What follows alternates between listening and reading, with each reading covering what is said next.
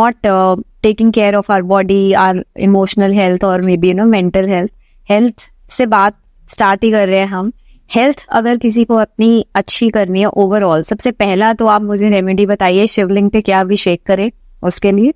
And then अगर कोई particular जैसे किसी को डिजीज है, स्टमक का कोई क्रॉनिक एलिमेंट है या डायबिटीज है या एलर्जीज हो जाती है, हाइपरटेंशन, उनके लिए क्या अलग अलग रेमेडीज है या एक ही रेमेडी है जिससे सारी प्रॉब्लम्स? अच्छा, सबके लिए अलग अलग.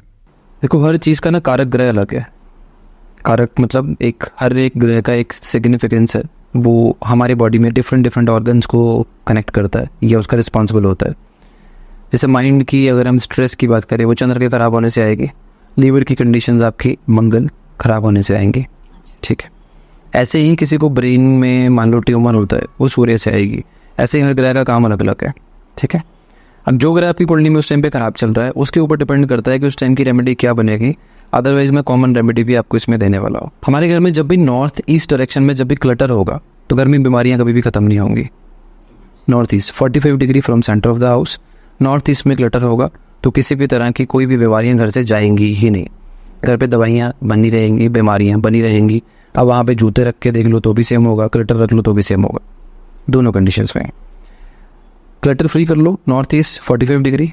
दूसरी चीज़, नॉर्थ ईस्ट की डायरेक्शन में आप चने की दाल पीले कपड़े में बांध के 400 ग्राम या 600 ग्राम परमानेंट बेसिस पे रख दो.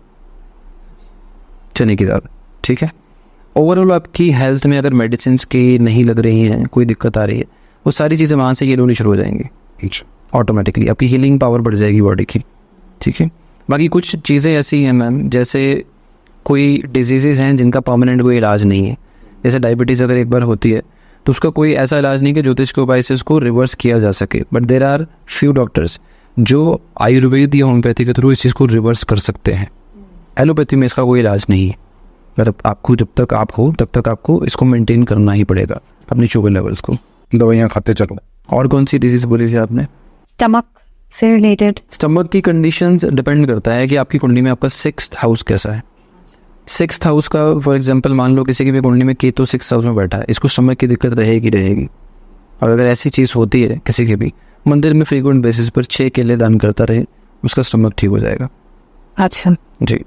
और अगर ये भी नहीं हो रहा मान लो, तो दूसरी ऑप्शन में गाय को चारा दे शुक्रवार के दिन अपनी वेट के इक्वल.